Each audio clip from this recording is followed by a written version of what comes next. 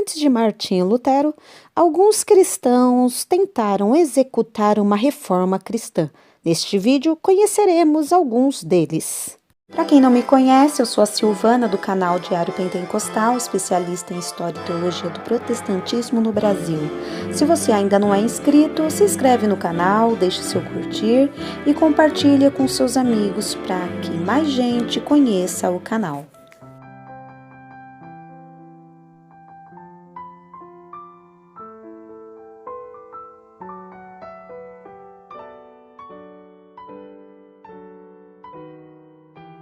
A Reforma Protestante foi um vigoroso movimento de revitalização da Igreja cristã ocorrida na Europa setentrional. Um fenômeno variado e complexo que incluiu fatores políticos, sociais e intelectuais, porém, seu elemento principal foi o religioso, ou seja, a busca de um novo entendimento sobre a relação entre Deus e o ser humano. É de suma importância apresentarmos os pré-reformadores nesta semana da Reforma Protestante aqui no canal. Antes de Lutero, já havia casos de cristãos que contestaram princípios e práticas da Igreja Católica. Ainda no século XII, temos Pedro Valdo, posteriormente Jean Hus e John Wycliffe questionavam a riqueza da Igreja, a acumulação de poder temporal e a corrupção existente no clero.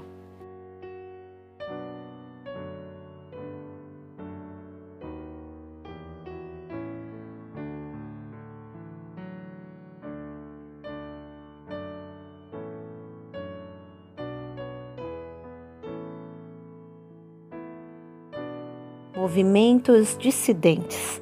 Surgimento de alguns movimentos no sul da França. Isso provocou forte oposição da Igreja Católica.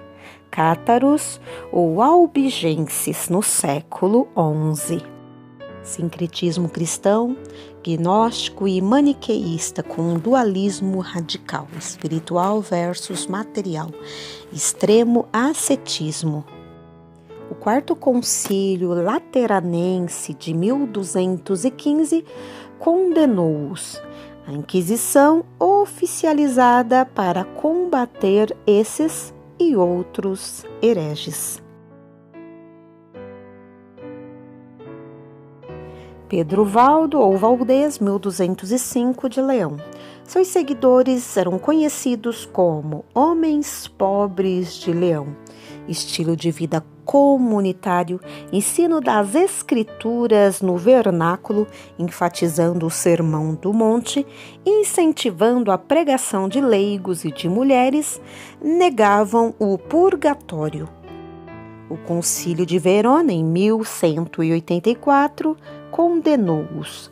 Foram muito perseguidos e se refugiaram em vales remotos e quase inacessíveis dos Alpes italianos. Mais tarde, abraçaram a Reforma Protestante, uma das poucas igrejas anteriores à Reforma do século XVI.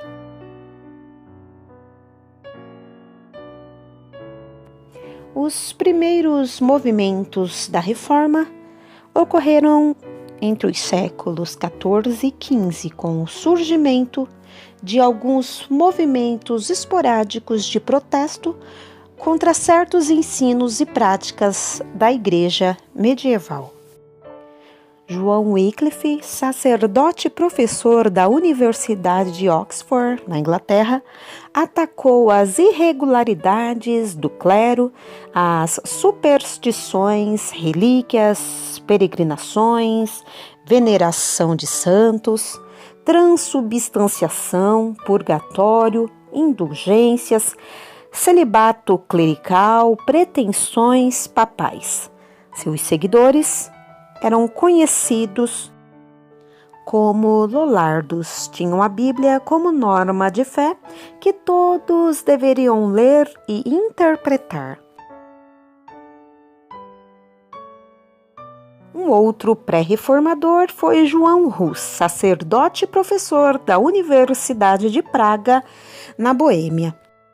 Influenciado pelos ensinos de Wycliffe, definia a Igreja por uma vida semelhante às de Cristo e não pelos sacramentos. Dizia que todos os eleitos são membros da Igreja e que seu cabeça é Cristo, não o Papa. Insistia na autoridade suprema das Escrituras. Foi condenado à fogueira pelo Concílio de Constança. Seus seguidores ficaram conhecidos como Irmãos Boêmios, 1457, e foram muito perseguidos. Outro reformador foi Jerônimo Savonarola, de 1452 a 1498. Jerônimo foi um frade dominicano de Florença, na Itália. Ele pregou contra a imoralidade na sociedade e na igreja, inclusive no papado. Governou a cidade por algum tempo, mas finalmente foi excomungado e enforcado como herege.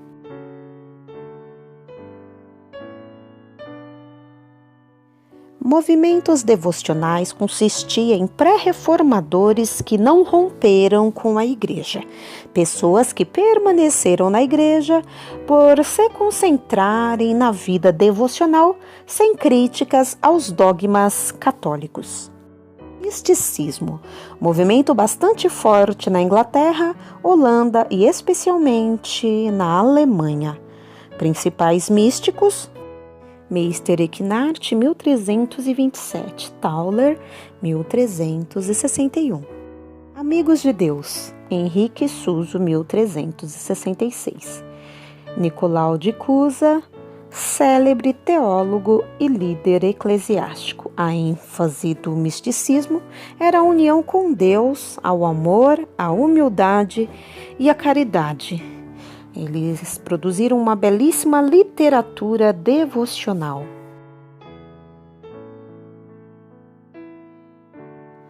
O movimento de devoção moderna manteve-se forte durante todo o século XV. ênfases recaíam sobre a espiritualidade, leitura da Bíblia, meditação e oração, valorização da educação, criação de ótimas escolas, movimento leigo para ambos os sexos, e exerceu grande influência sobre os reformadores protestantes, participantes conhecidos como Irmãos da Vida Comum. A obra mais importante, A Imitação de Cristo, de 1418, escrito por Thomas à Kempis.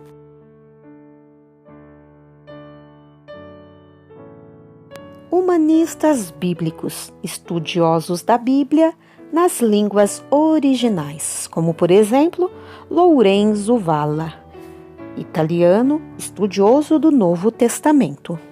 John Coletti, inglês, estudioso das Epístolas Paulinas.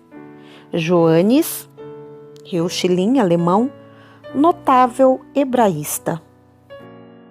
Lefebvre d'Etaples, francês, tradutor do Novo Testamento. Erasmo de Roterdã, holandês, o príncipe dos humanistas, que publicou uma edição crítica do Novo Testamento grego com uma tradução latina, talvez a obra mais importante publicada no século XVI, que serviu de base para as traduções de Lutero, Tyndale e Lefebvre. Erasmo de Roterdã muito influenciou os reformadores protestantes. Esse retorno às Escrituras muito contribuiu para a Reforma Protestante. Vimos grandes nomes que tentaram executar a Reforma cristã antes de Lutero, porém entraram em cena antes que a imprensa fosse inventada. A prensa móvel, criada no final da Idade Média por Gutenberg, proporcionou uma nova maneira de disseminar as informações. Onde então poderemos chegar com o advento das redes sociais na tentativa de restaurar as convicções e ênfase do cristianismo original?